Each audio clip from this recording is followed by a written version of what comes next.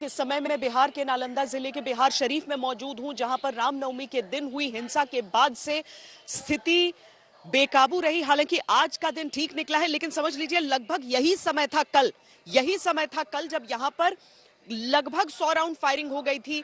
एक लड़के की मौत भी हो चुकी है उस फायरिंग में। और आज इसीलिए इस समय बहुत ज्यादा सुरक्षा के बंदोबस्त आपको नजर आ जाएंगे। यहां पर जो केंद्रीय सुरक्षा बलों की तैनाती हुई है, उनकी तरफ से भी अब फ्लैग मार्च होने वाला है। डीजीपी यहां पर पहुंच रहे हैं।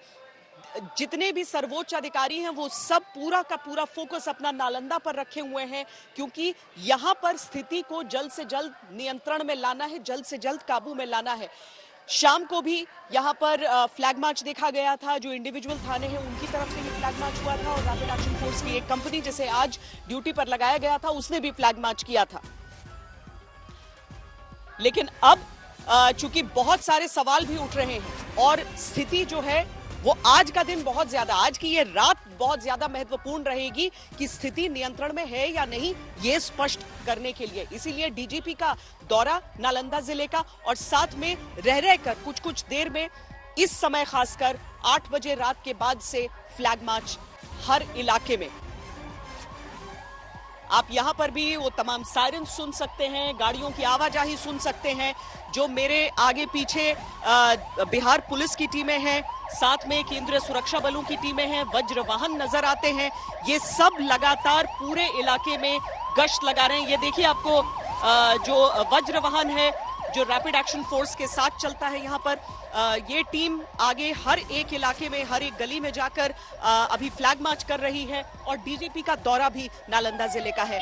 आज हम आपको पूरी असलियत, पूरी हकीकत, पूरी सच्चाई बिहार शरीफ के दंगों की दिखाते हैं। हिंसा में सुलगे बिहार के 2 शहर, कहीं आगजनी हुई, कहीं पत्थरबाजी। ये पूरा जो खाक हुआ इलाका, जहां से आप धुआं भी उठता कुछ हिस्सों से देख लेंगे, उधर खासकर मोजेनगर दिखाएं आपको, तो वहां पर आपको धुआं उठता हुआ भी अभी भी दिख जाएगा। आग भी लपट जो है धधक जाती है थोड़ी थोड़ी देर में। तो कमोवेश स्थिति ऐसी ही है। गोलीबारी, बमबारी, 2 दिन बना रहा उपद्रवियों का आतंक। रामनवमी से जारी हिंसा किसकी साजिश? ये कोई नेचुरल चीज नहीं है, ये जरूर कोई इधर उधर किया है नेचुरल, बिना मतलब का जानबूझकर।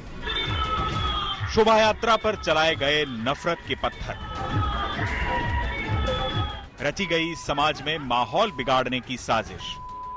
अभी तक बिहार शरीफ में जो कुछ चल रहा था, जिस तरीके से स्थिति नियंत्रण से बाहर हो रही थी, उसमें बहुत जरूरत महसूस हो रही थी केंद्रीय सुरक्षा बलों की।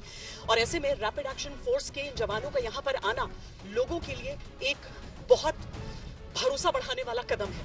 यहाँ पर आप रैपिड एक्शन फोर्स के जवानों को, जिसमें जो महिला फोर्स है वो भी है और पुरुष जो जवान है वो भी हैं, ये सब उन गलियों में भी घुस रहे हैं जहां पर संकरी गलियां बताई जाती हैं, और बहुत ज्यादा सुरक्षा बल अभी तक वहां पर प्रवेश नहीं कर रहे। आखिर कौन है ये उपद्रवी?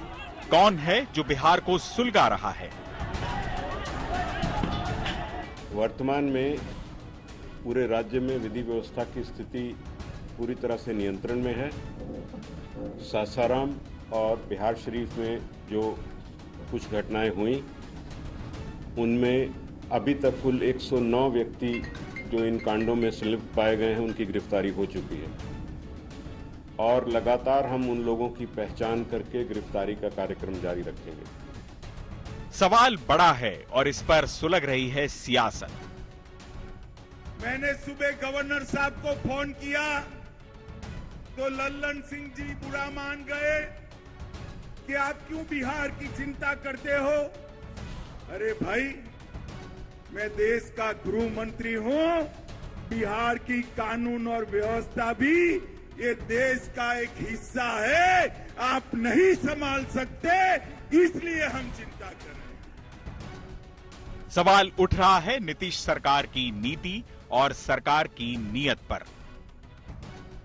कौन सी तीसरी शक्ति है? अगर तीसरी शक्ति नालंदा में है, इसकी सूचना इनको नहीं है, तो मैं तो समझता हूं दुर्भाग्यपूर्ण है, इनको रिजाइन कर देना। हालात को काबू में रखने के लिए सीएम बैठक कर रहे हैं, उपद्रवियों पर कार्रवाई का निर्देश दे रहे हैं। पिछले 2 दिनों से डिस्टरबेंस है और पूरे दिन शांति रहती है, शाम को कुछ घटनाएं होती हैं जिसमें र्यूमर मॉन्गरिंग बहुत बड़ा हिस्सा होता है। तो हम लोग आज आश्वस्त हम लोगों ने तैयारी की है और हम लोग होप कर रहे हैं कि आज दिक्कत नहीं हो। कुछ लोग पक्षपात के आरोप लगा रहे हैं प्रशासन और पुलिस पर कि एक इलाके में हो रही है गश्त, दूसरे में नहीं हो रही है। नहीं, इलाके देख के हम लोग कोई कार्रवाई नहीं कर रहे हैं। हम लोगों ने फुटेज निकाला है सीसीटीवी का, वीडियो कैमरा जितने लगे थे, ड्रोन कैमरा लगे थे और उसी के आधार पर कार्रवाई हो रही है। गिरफ्तारियां हुई हैं? 80 के लगभग गिरफ्तारियां हुई हैं अभी तक। आखिर कौन है जो बिहार को हिंसा की आग में झोंक रहा है?